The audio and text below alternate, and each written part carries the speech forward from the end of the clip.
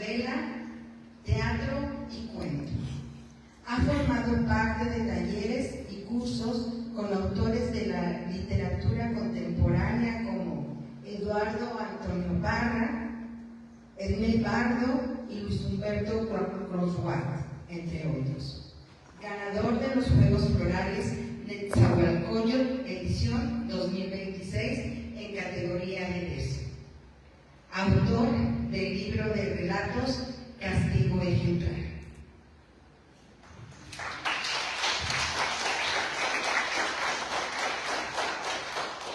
Y bien, qué mejor que el propio autor para hablar de su obra.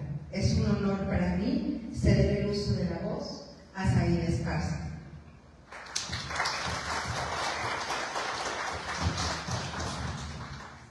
Hola, muy buenas tardes a todos. Primero que nada, me gustaría agradecer la asistencia de personas tan ilustres, personas tan comprometidas a la lectura e interesadas en esta.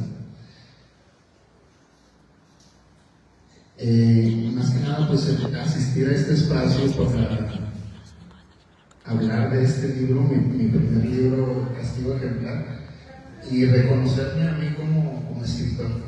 Entonces, muchísimas gracias por la asistencia. Siento que la literatura tiene algo muy importante para todos. Cuando leemos textos, siempre encontramos algo que se llama universalidad, es decir, que encontramos algo que se relaciona con nuestra propia vida, que lo encontramos cercano a nosotros.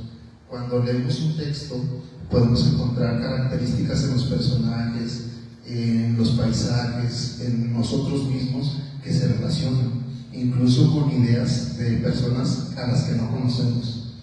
Entonces, esta parte de la literatura es algo muy, muy, muy hermoso, muy preciado para todos. Este libro es de relatos, son cuentos. El género del cuento es para mí uno de los géneros literarios más complicados, pero a la vez más llamativos por sus diversas características. Es breve, pero se mantiene una tensión en cada uno de los relatos, a la vez que se tiene la atención del lector. Les agradezco a todos y cada uno de los que están aquí, todos los que no están, pero que han dado su tiempo y el espacio a leer estas palabras que se muestran en este libro de cuentos.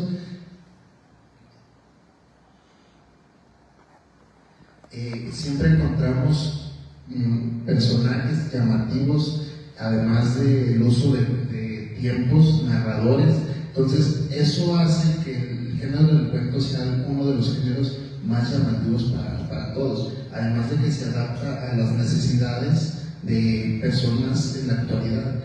Es decir, son cuentos muy breves, que estamos haciendo otra actividad, tomamos un espacio, leemos un cuentito y ya nos está aportando algo.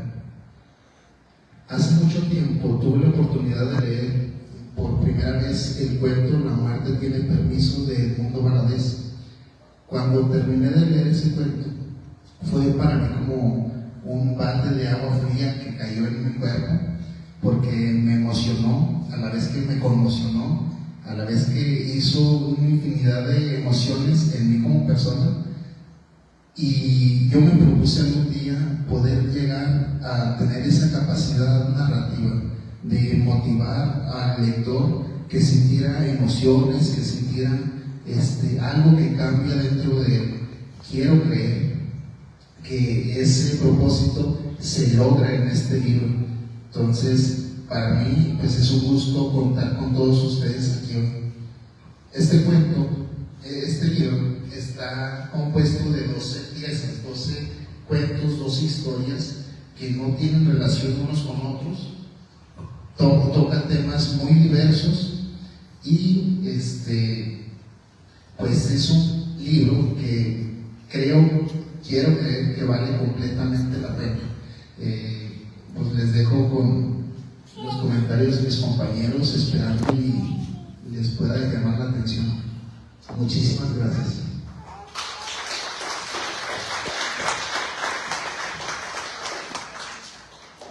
llega el momento de sumergirte en castigo ejemplar. Un nuevo universo de cuentos donde nada es lo que parece. Te invitamos a vivir la magia de la literatura en su presentación oficial. A continuación, vamos a escuchar los comentarios del doctor en educación Axel Rubalcaba Gámez.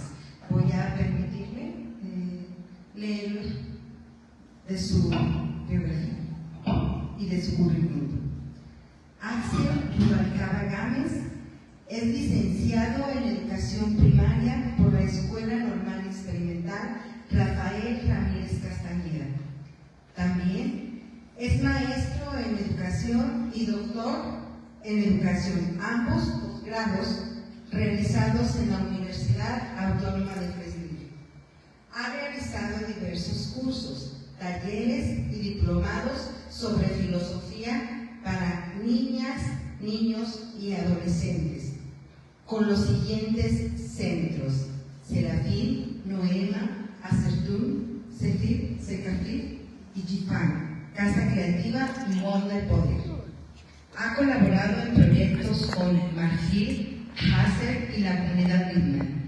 Tiene un canal de YouTube titulado Filosofía para Niñas, Niños y Adolescentes, donde da a conocer la propuesta pedagógica de Liebland Sharp. También ha estado fomentando, a partir de artículos de investigación, el enfoque de neurofilosofía para niñas, niños y adolescentes, el cual fusiona la neuroeducación con filosofía para niñas, niños y adolescentes. Es además autor de los libros Cuentos Filosóficos de Zacatecas y Manual de Cuentos Filosóficos de Zacatecas. Ha participado en la edición de los libros Y si jugamos a pensar y Genaro de Anne Sharp, para quien pido un aplauso.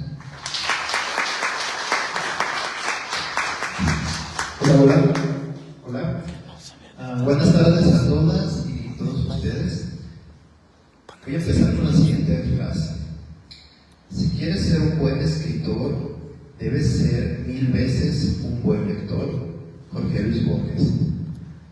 Antes de empezar con el aquí, quiero contar una anécdota que ocurrió en la florería Flor de Lis, que es la librería de aquí de Río Grande, en la cual en un tiempo antes de la pandemia fui a adquirir algunos libros y platicando con uno de los encargados me comentaba que aquí en Río Grande hay 2 lectores que son muy inusuales porque encargan libros con títulos muy fuera de lo común.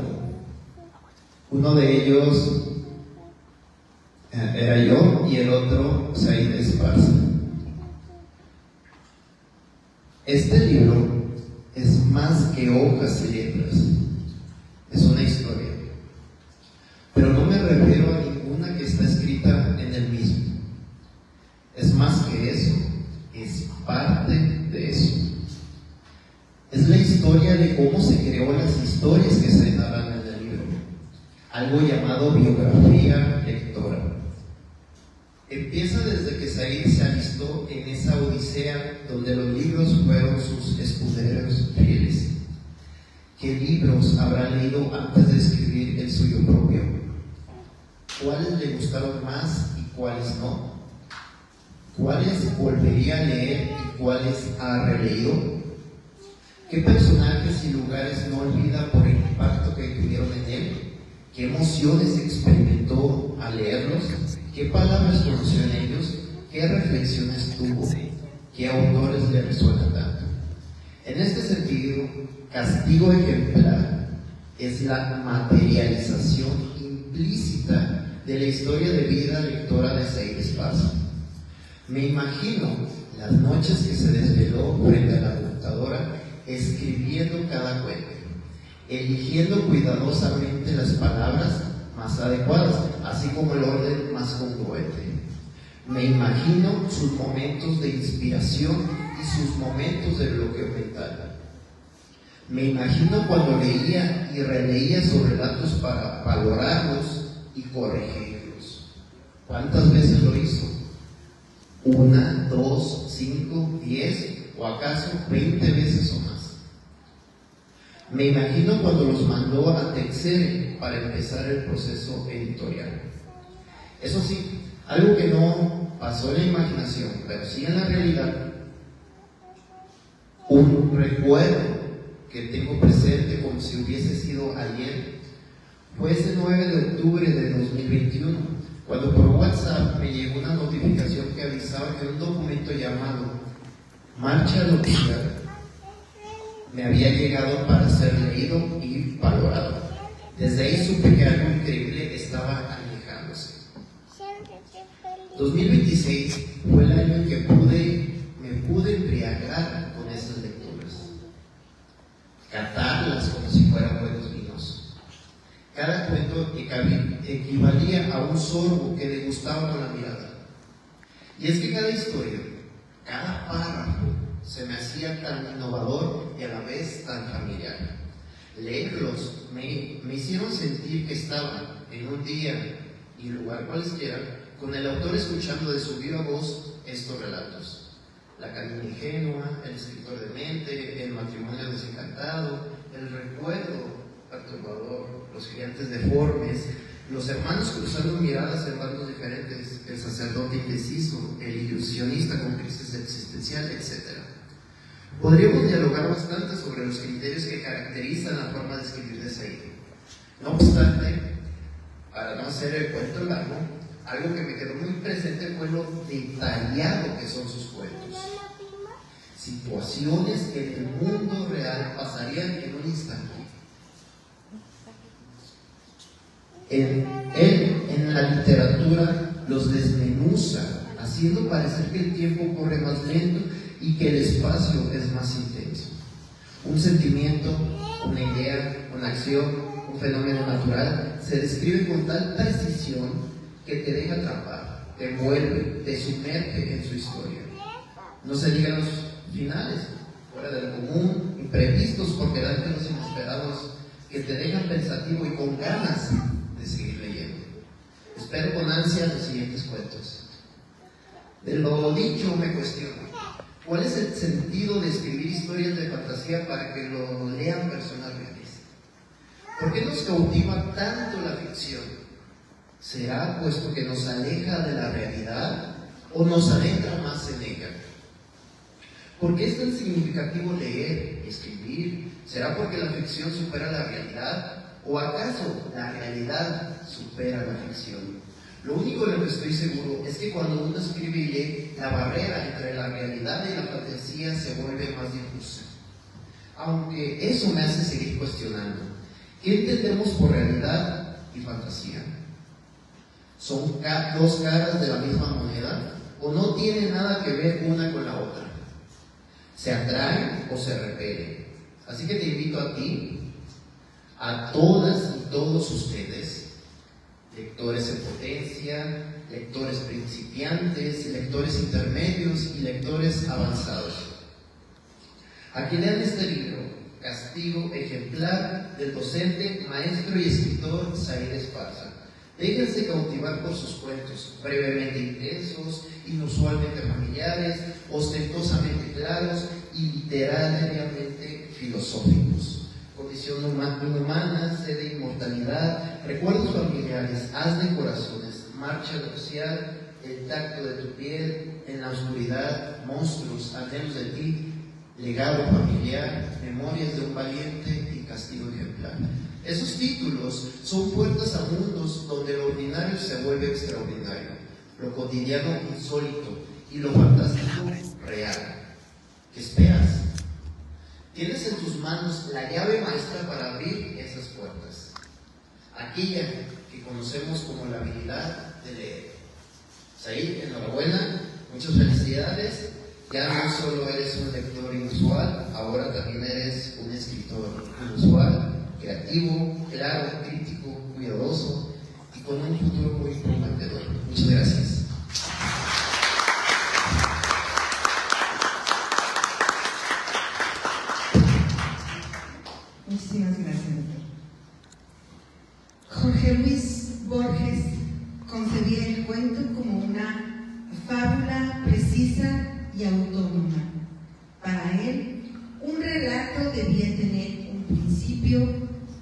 fin y una atmósfera cautivadora. El arte de narrar consistía en contar una historia que interesara, que pudiera conmover al lector y desentrañar verdades metafísicas a través de la fantasía. Escucharemos a continuación los comentarios de la joven Mari Carmen Gómez Esparza, joven estudiante riograndense, destacada, egresada de la Preparatoria Independencia de Río Grande, siendo el mejor promedio de su generación, destacada por ser premiada por el TEC Milenio por su aprovechamiento escolar. En ella, en sus comentarios propiamente, habremos de escuchar la percepción que tiene la juventud ante el trabajo literario del escritor Zair Esparza.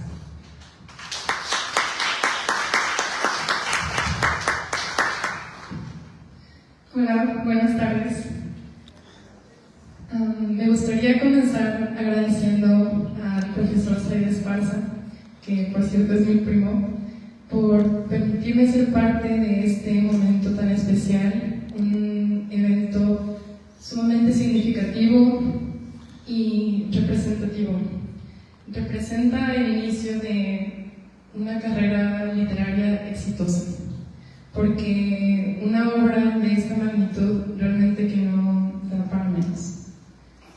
Me gustaría comentar que todo comenzó, mi perspectiva sobre la literatura comenzó hace unos años, probablemente 2022. Zair y yo teníamos una discusión sobre la poesía específicamente y qué era para nosotros la literatura. Los dos coincidimos en que para nosotros no todo lo que se dice poesía era poesía, y Zair me preguntó qué criterios o qué parámetros tomaba para considerar una lectura poesía. Yo analicé mucho esa pregunta y caí en cuenta que no se trataba de la métrica o de ser un soneto, que sea un poema en decasílabo, un octosílabo, o que siga una rima rigurosa, sino en encontrar las palabras, el embellecimiento de ellas y volverlas algo en el cual nosotros seamos capaces de empatizar. Y es precisamente lo que en mí logró esta obra literaria, Castigo Ejemplar. Y descubrí entonces el verdadero significado de la literatura para mí. El libro, no solo porque se trate de una obra de un familiar mío, que como familiar estoy orgullosa y satisfecha, desde el punto de vista de una lectora y de una crítica, estoy fascinada con lo que has escrito. Yo, créeme que siempre tuve muchas expectativas de lo que tú podrías llegar a hacer con tu manera de redactar, pero el momento de leerlo es una sensación indescriptible. Todo lo que he aprendido, incluso las palabras nuevas que logré conocer por tu manera de expresarte, por tu manera de redactarlo. Para mí es muy difícil, o me parece muy difícil, encontrar las palabras correctas para expresar de esta manera lo que se quiere llegar a expresar. Es todo un arte buscar no solamente el contenido, sino, como lo mencioné antes, la manera de embellecerlas y de que, sin necesidad de una métrica estricta de rimas, que al escucharlas, al leerlas, o sea, realmente suenen bonito. No solo bonito, que sea una experiencia vivirlas, que te hagan empatizar, que te hagan reír y llorar. Así que la verdad yo estoy totalmente fascinada, encantada con lo que Zair, mi primo, logró con esta obra. Es para mí un orgullo y la verdad me gustaría resaltar un cuento en específico que fue mi favorito. Fue difícil para mí, lo admito, escoger uno de todos ellos porque son increíbles. Están hechos de una manera tan meticulosa y la forma de redactar es envolvente. Realmente lo es. me parece importante resaltar la importancia del cuento y cómo ha sido un género literario relativamente olvidado por las nuevas generaciones. Como lo mencionaba el doctor, el cuento es muchísimo más difícil de lo que las personas pueden llegar a pensar. Y una persona con dominio sobre este es digno de admiración, porque mientras que una novela tarda en romperte el corazón en 200, 300 páginas, el cuento lo hace en 5, 6, 15 como máximo, dando a entender la dificultad de no solo crear una historia con bases sólidas, sino aquella que al principio te enganche y que al final te haga dar un suspiro. Y esto es lo que consiguió el autor de este libro, mi primo Said. Específicamente el cuento de El tacto de tu piel. Los cuentos redactados en esta obra no siguen un lineamiento, no tienen una estructura, sino cada uno tiene una historia propia y cuentan experiencias universales de una manera que yo no me imaginé fueran capaces de expresarse.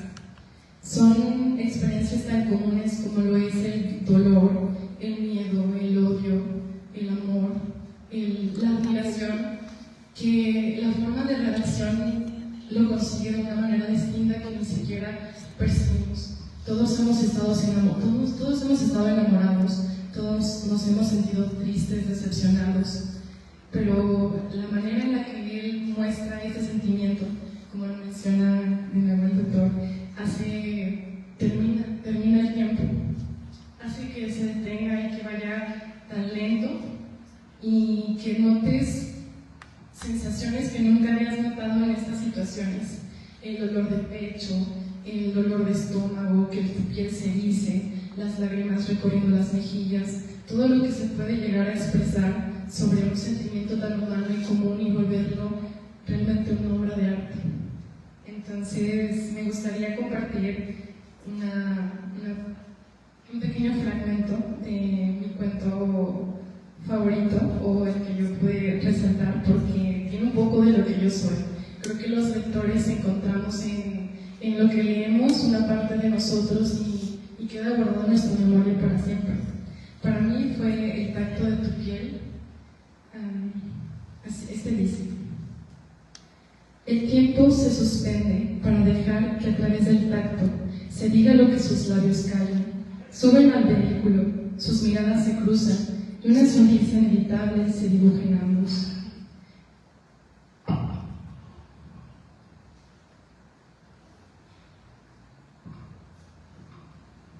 En sus ojos surge un brillo nuevo, como si de un puñado de estrellas hubiera descendido a iluminar sus pupilas.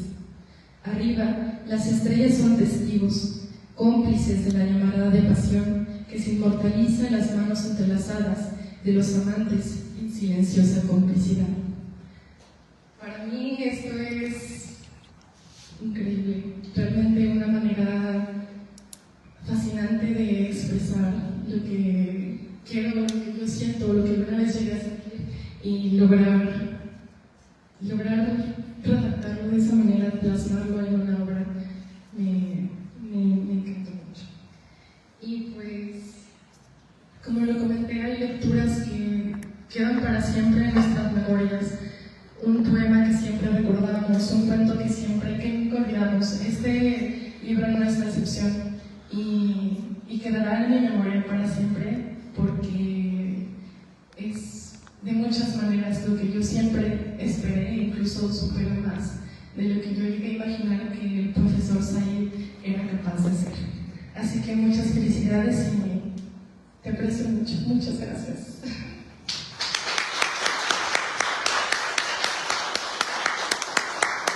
Muchísimas gracias. Pues bien, yo creo que nos sentimos todos con los sentimientos a flor de piel. Es lo que nos transmite el profesor Said con sus cuentos, que logran hacernos sentir. vamos a escuchar los comentarios del lector comentarista, el doctor en educación Rosendo Favela Rodríguez. El doctor Rosendo Favela Rodríguez es profesor egresado de la Escuela Normal Experimental Rafael Ramírez Castañeda. Estudió la licenciatura y maestría en la Universidad Pedagógica Nacional. Concluyó el doctorado en la Universidad Autónoma de Fresnillo. Trabajó como maestro de educación primaria, coordinador regional, jefe de región de Río Grande, y en 2014 ingresó a la Escuela Normal Experimental Rafael Ramírez Castañeda como docente, luego subdirector académico. Actualmente es director de la Escuela Experimental Rafael Ramírez Castañeda. Con él se ha incrementado la matrícula de alumnos y se ha mejorado de manera considerable y notable la infraestructura de la misma. Adelante, doctor.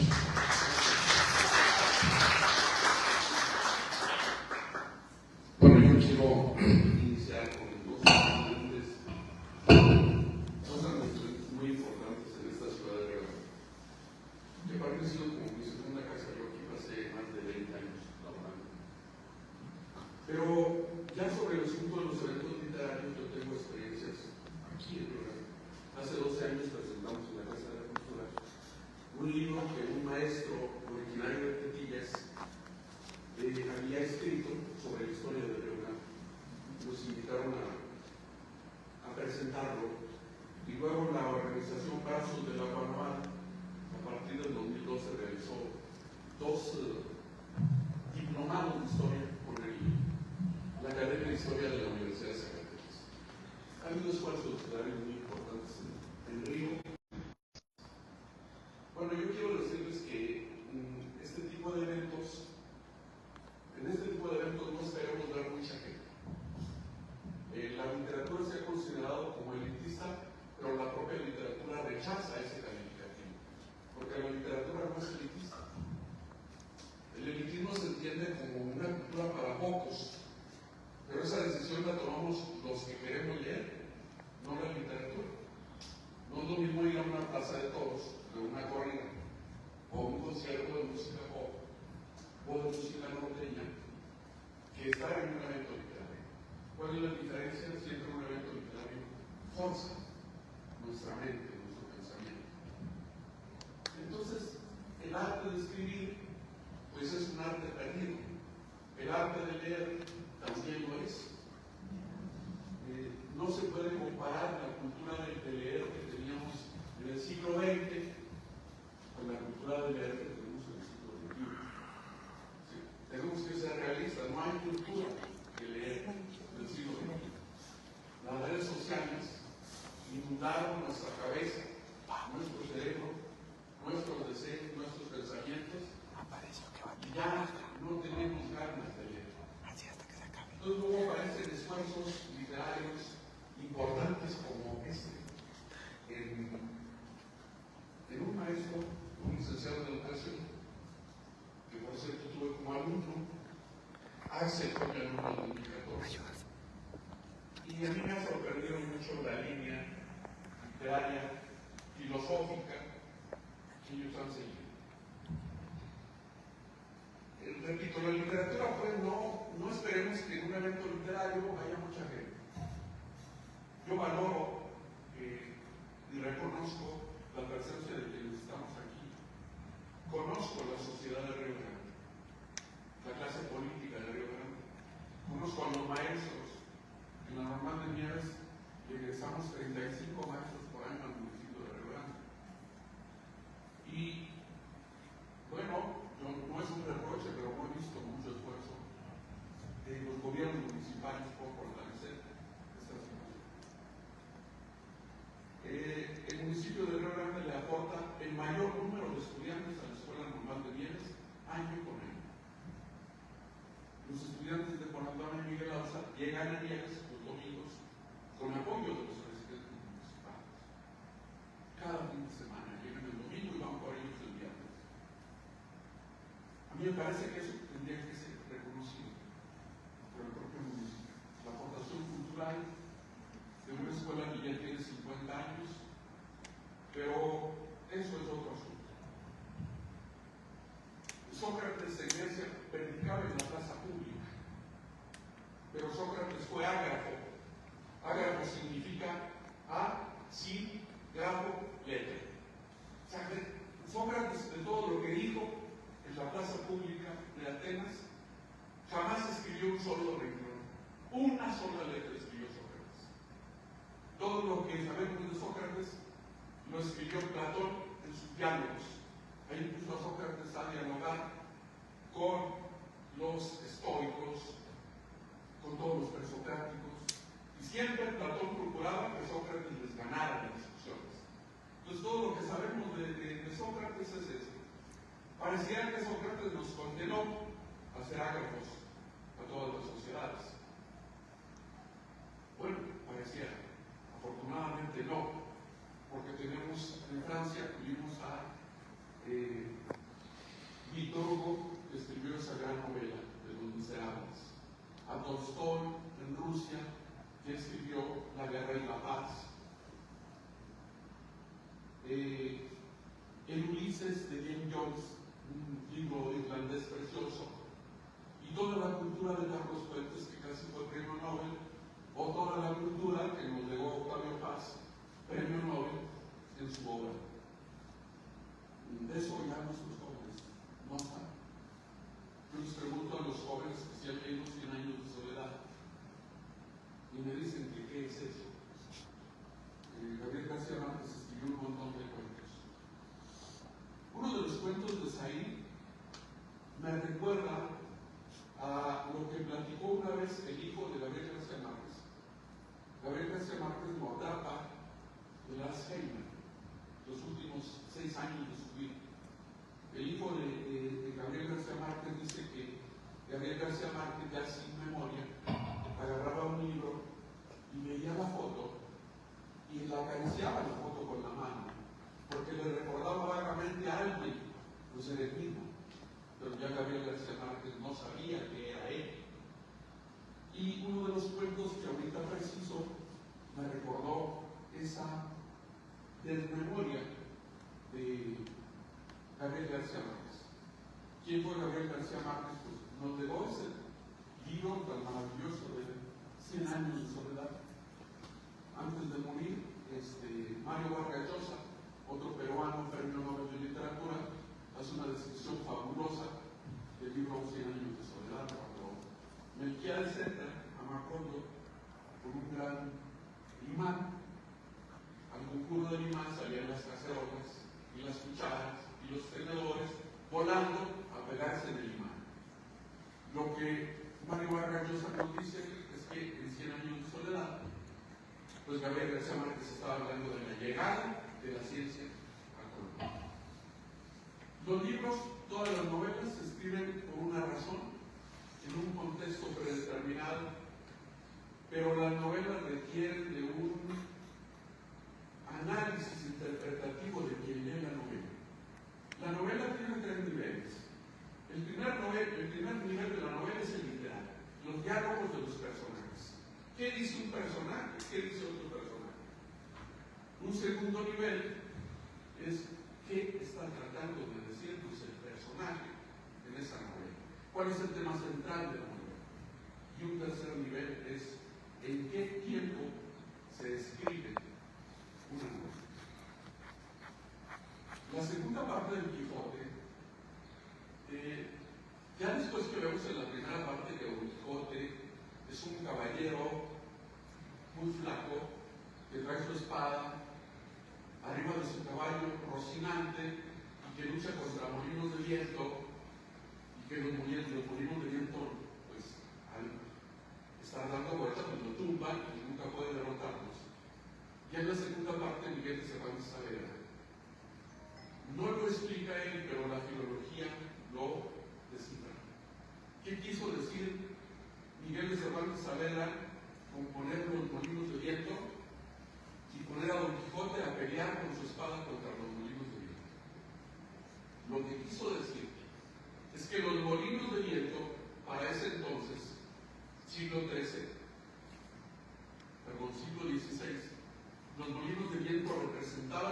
al imperio inglés, que le había derrotado a la flota española y la había derrotado después de que la flota española regresaba cargada de oro y plata de México a España. En el camino los interceptan los piratas ingleses, y les quitan todo el oro a los españoles y destrozan la flota. Entonces lo que está diciendo Miguel de Cervantes es que los molinos sobre el imperio inglés parece entonces un imperio muy fuerte, con un poderío en el mar impresionante, una marina muy numerosa, y que Don Quijote, pues es el imperio español, ya ha caído, ya en desgracia. Por eso Don Quijote es un ser delgado, con una espada que no puede con dos molinos de viento. ¿Cómo hacemos esa interpretación? ¿Quién nos ayuda a hacer esa interpretación? Pues los tres niveles en los que leemos la novela. Pero hay una ciencia que se llama filología, que nos dice cuál es el sentido de cómo se escribe esa novela. Uno de los cuentos de Said me recuerda a Madame Bovary, que Gustavo Flaubert escribe en el siglo XVIII, y habla de una mujer que se aburre del matrimonio porque el matrimonio no le resultó como ella quería o como ella se imaginaba, se aburre y se busca un amante. Y pues la iglesia condenó el libro, los gobiernos de Francia dijeron no lo publiques, pero lo que quiso decir Gustavo Flaubert es cómo el matrimonio no es lo que nos pinta. Ese es el sentido oculto de la novela de Madame Bovary. Y así muchas novelas que tendríamos que buscar ese sentido oculto. No quiero aburrirnos, vuelvo a mi pregunta. ¿Cómo se forma un lector? ¿Cómo se forma un lector? Cuando tenemos los exámenes profesionales de nuestros egresados de la normal de Nieves, debo plantearles a ustedes la comprensión lectora. Lo primero que yo les pregunto es, si tú estás planteando resolver un problema de comprensión lectora en niños de primer año o de segundo año, ¿qué estás leyendo tú? O sea, no se puede promover la lectura si yo no soy un lector. Entonces un buen lector se forma leyendo. No hay otra. Se forma leyendo. Si no leemos, difícilmente podemos conocer cuál es el sentido de la literatura. Este librito de cuentos que Said escribe en 81 páginas es un esfuerzo literario. Said me decía hace unos días, oiga, es que quiero que me den una opinión. Cuando ya leo los cuentos, quiero que me digas si vale la pena como escritor o no. Yo le quiero decir a Said que hay mucha gente que es borracho y todavía no ha aprendido a hacerlo. Pero sí, yo no voy a pensar.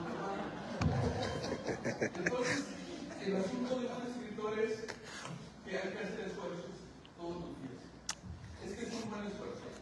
Tiene sintaxis, tiene una muy buena ortografía, tiene un muy buen sentido. Yo no comprendía el título del libro de cuentos antiguos de clase. Al final de veras el misterio en el último cuento, pero voy a decir cuál es mi opinión de por qué ese título no lo ocupa de castigo. Bueno, la literatura es así de difícil, de compleja. La filosofía y la filología a veces se pelean el contenido de un texto, se lo disputan. La filosofía da una interpretación del texto y la filología nos da otra interpretación. Son dos cosas muy diferentes. La filosofía nos ayuda a razonar sobre el texto, pero la filosofía nos ayuda a descifrar qué se está queriendo decir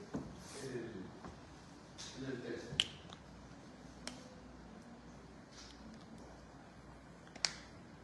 Quien haya leído la Ilíada, Homero, la primera palabra de la Ilíada, la primera palabra que aparece dice pelis. Pelis. Pelis en griego significa cólera. Quien haya leído la Ilíada sabrá que Aquiles, el gran héroe de los aqueos, de los griegos, cuando llegan a Troya, Aquiles es el primero en desembarcar y era un guerrero mitad hijo de dioses y humanos. La tragedia de Aquiles iba a ser que él iba a morir solo con una flecha de talón. Y la culpa de esta situación es que la mamá, cuando lo baña en las aguas de un lago que se llama la Estigia, la mamá lo agarra de una pierna, lo zambulla en el agua, pero se moja todo el cuerpo con el talón. Ahí se marca, desde la mitología griega, la suerte de Aquiles. Al final ya sabemos que Paris le mete un flechazo en el talón y mata a Aquiles. Pero Aquiles, vuelvo al tema de Eus, de cólera, Aquiles está enojado, está muy molesto. Y nosotros decimos que está muy molesto porque en una de las batallas entre griegos y troyanos, Aquiles se retira de la batalla. Y eso hace que la balanza se incline a favor de los troyanos. Y Aquiles está enojado, no va a la batalla. Y su primo Patroclo toma su escudo y toma su casco y va a la batalla. Y en la batalla lo mata Héctor, creyendo que es Aquiles. Los que leímos Iliada inicialmente creímos que Aquiles se enoja tanto porque matan a Patroclo, porque además de su primo, pues en Grecia era muy permitido la relación sexual de adultos con jóvenes, y Aquiles tenía una relación sexual con Patroclo. La filología sostiene que la cólera de Aquiles era porque mataron a su primo Patroclo, pero la filosofía dice que Aquiles estaba enojado porque le quitaron a Mexena, a una esclava vestal o virgen del templo de Apolo, que él se había tomado como trofeo, pero Agamenón se la quita y dice: esa no es tuya, es mía, yo soy el rey. Entonces Aquiles se enoja, y la filosofía sostiene que esa es la verdadera razón del enojo o de la cólera de Aquiles. Lo que quiero decir con eso es que aún una novela como la Iliada ya demostraba que Homero conocía perfectamente los sentimientos, la ira, el coraje, el llanto, la tristeza. Ya 5 siglos antes de Jesucristo, ya la Iliada, por medio de Homero, plantea los sentimientos que los escritores conocían a fondo y explotaban en sus personas. Y es el caso que vemos ahora con Said. Todas las obras literarias entonces tienen un sentido oculto, pero una obra literaria siempre se sujeta a la subjetividad de quien la escribe. Solo el que la escribe sabe qué tanto quiso decir, qué tanto no quiso decir.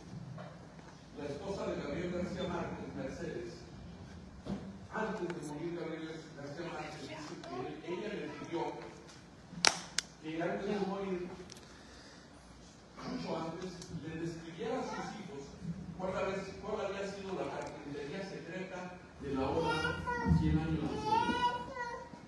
Bueno, Gabriel García Márquez narró siempre que toda su obra literaria la construyó en un pueblo imaginario llamado Macondo, y que todos los cuentos y las novelas que escribió a partir de Macondo y de la familia Buendía, todos esos relatos y habla de un nieto que va, y el abuelo pues tiene una vida ciertamente oculta que ni siquiera ilustra. Eso sale de la subjetividad de ser. ¿Quién nos habrá querido decir? Solamente lo sabe. Nosotros filológicamente estamos tratando de hacer una interpretación de lo que nos dijo en cada uno de sus cuentos. Bueno, Said fue mi alumno. No sé si, no recuerdo si le di clases todavía, creo que ya no. Bueno, yo a Said lo escuchaba mencionar a Émile Cioran, un escritor francés, y lo escuchaba mucho hablar de Jorge Luis Borges, uno de sus cuentos más famosos. Esa era la conversación de Said. Ahora en la maestría me tocó darle clases un ratito, unas 11 semanas. En la narrativa que él construye en su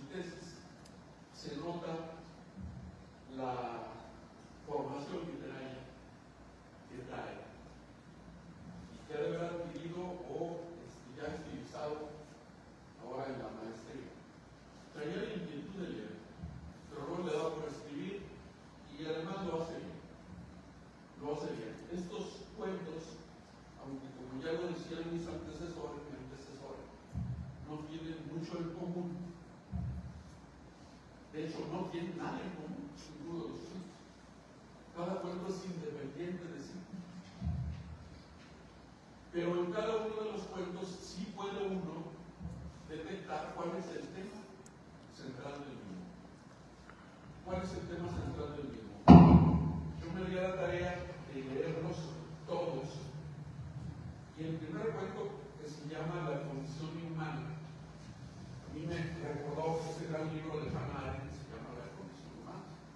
Hannah Arendt dice que la condición humana del hombre es estar apegado a la tierra. Una condición inmanente. El hombre no es trascendente. El hombre no es como Dios, que se eleva al cielo. O como decía Platón en sus diálogos, las ideas perfectas se elevan, el cuerpo queda acá abajo. La propia Iglesia Católica sigue sosteniendo que cuando morimos, el cuerpo se va a la tierra y nuestra alma pues tiene dos opciones: o se va al cielo o se va al infierno. Ya cada quien que haga sus cuentas. En la condición humana, Said toma el ejemplo de una perrita que anda buscando comida para 3 perritos y se acerca a una carnicería. Said relata muy bien los sentimientos de la perrita, la lengua babeante, deseando alimento para ella y para sus perritos. Al final consigue un trozo de carne, se lo lleva a los 3 perritos. Ella, como buena madre, se abstiene de comer. Y los 3 perritos se comen la carne, pero la carne estaba envenenada. Y entonces se mueren los 3 perritos y la perra pues se queda viva. Ese es el primer cuento de Said, así muy resumido. La condición inhumana. Por supuesto que la condición inhumana es el que dio el cebo para envenenar a los perritos. Entonces no somos inhumanos, el carnicero se entiende que no es humano, sino que es un ser inhumano. Esa es la primera, el primer resumen del primer cuento. Ya lo de la sed de inmortalidad, con la frase de Emilio Pacheco, pues ya lo narré, me recordó esa parte de Gabriel García Márquez. Gabriel García Márquez muere sin saber qué es. Escribió un libro, un último libro que él no quería que se publicara, que se llama En agosto los bellos. No quería que se publicara. Es la historia de una mujer que tiene a la mamá sepultada en un pueblo. Y cada año va a visitar a la mamá, a los huesos de la mamá. Llega un día antes del aniversario de la muerte, se hospeda en un hotel, pero la mujer, aparte de ir a ver a la mamá, va buscando emociones propias. Cada año tiene una aventura diferente, con un hombre diferente. Pero descuida su matrimonio, se da cuenta que el esposo también hace lo mismo. Y lo que hace es sacar los huesos de la mamá y llevárselos al lugar donde ella vive para ya no tener que ir a viajar a ese pueblo. Y aquí en la serie de inmortalidad, bueno, decía que el hombre es inmanente, pegado a la tierra. Dice una frase que el gran problema del hombre no es que sea mortal, sino que lo sea de repente. Todos sabemos que vamos a morir, el problema es que no sabemos a qué hora ni cuándo. Ese es el problema, no que seamos mortales. El tema de la inmortalidad es una creación del ser humano. Mismo Gabriel García Márquez decía, no importa la vida que vivas, no te preocupes por vivir una vida larga. La que vivas, bien vivida. Bien vivida, lo que tu cuerpo necesita. El tercer cuento, recuerdos familiares.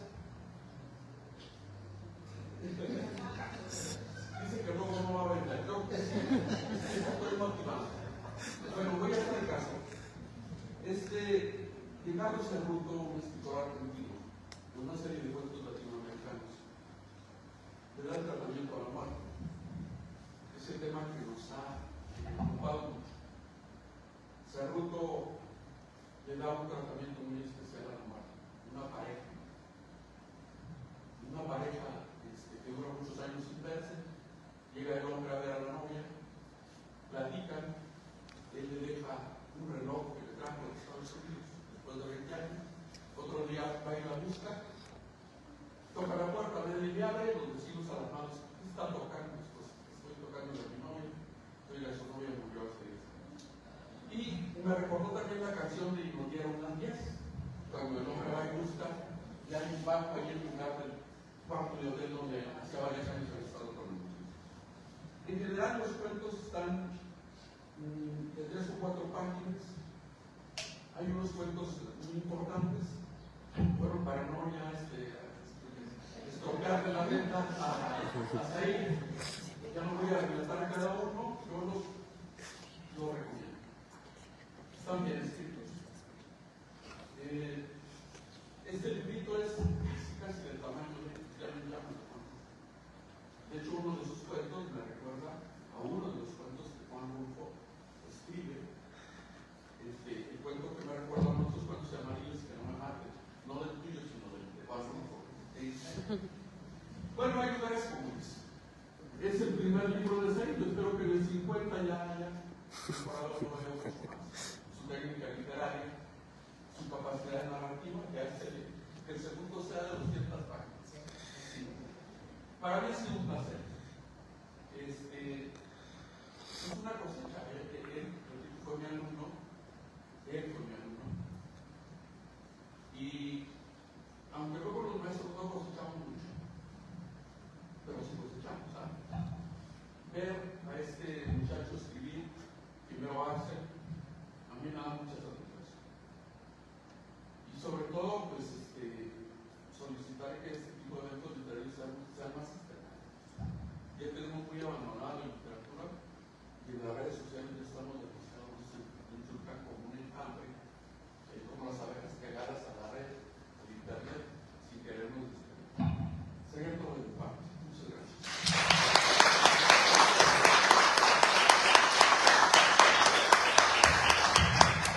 Muchísimas gracias, doctor. Pues bien, vamos a abrir una ronda de preguntas acerca del libro. Si alguien quiere hacer algún cuestionamiento al autor, adelante, para este caso.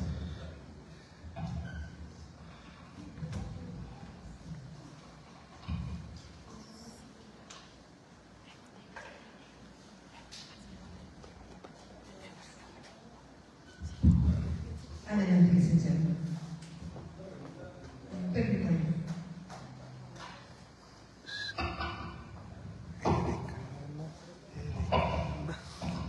Gracias.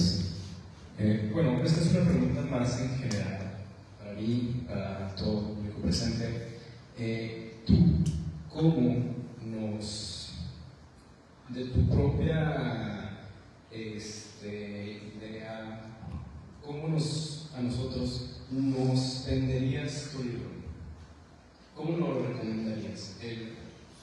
Está en mi libro, pero tú, tu idea, una de los ponentes aquí presentes. Muchas gracias por la pregunta. Bueno, es un libro de 12 cuentos, pero estos 12 cuentos están plagados de emociones, sentimientos, en todos convergen dos puntos que chocan, siempre hay algo que ocurre. Entonces, pues esa es la manera, son 12 cuentos. Me preguntan mucho si es necesario tener un antecedente. Ningún antecedente es necesario. De hecho, yo les digo a muchas personas, si no eres tan adepto a la lectura, pues aquí puedes iniciar. Los cuentos, como bien lo compartieron mis compañeros, son algunos de 3 páginas. Entonces, rápido se acaba, sabes si te gusta o no. Hace rato platicábamos de las novelas. Las novelas tienes que leer 300 páginas, de esas 300 páginas, 200, a veces son de puro relleno, pero en estos no. En los libros de cuento, cada una de las palabras está bien medida, está bien medida para que cuando leas, te encuentres con que la lectura no tiene que ser tan tortuosa. Un relato corto puede llenarte de emoción, motivarte y hacer que busques más. Una de las quejas que he tenido sobre el cuento es que me dicen que está muy cortito y me dicen es que faltaron otros 5 mínimo, porque sí han despertado mucho las emociones de las personas. No sé si por los temas o la forma de narrar, pero de manera general sí he recibido muy buenos comentarios que los hacen sentir cosas buenas, emociones, que pienso yo que cualquier escritor es lo que buscamos, despertar el interés y la emoción en el lector. Atrapar a tu lector, a tu audiencia. Perfecto. Ahora, ¿cómo te hace sentir a ti el poder expresar todo de tu libro, conectar con tu audiencia? ¿Cómo lo tomas tú al escribir tu primer libro? ¿Cómo te sientes? ¿Cómo te hace sentir? Bueno, es un orgullo indescriptible porque se une la felicidad, pero también el nervio, pero también el miedo de que no vaya a gustar, pero también la emoción de saber que sí les está gustando, y es una amalgama de todos estos sentimientos que a veces sientes algo y luego otra cosa, pero de manera general pues me siento muy contento. Siempre existe cierto temor, en este caso pues ver mi libro publicado, que las personas lo estén disfrutando, que se acerquen, compartan, que me pidan la firma, que les raye su libro nuevo, pues es una sensación muy placentera que llena de orgullo no solamente a mí sino a mi familia, pues es una sensación muy bonita.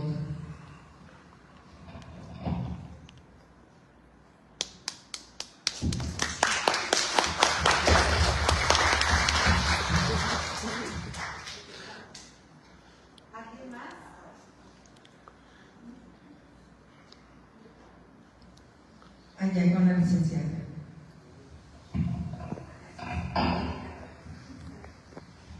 Bueno, mi pregunta es muy sencilla y muy concreta. Ya tuve la oportunidad de leer algunos, obviamente que comparto la opinión de Mari Carmen, son fascinantes, pero muy diferentes entre sí. La pregunta es, ¿por qué el título Castigo Ejemplar?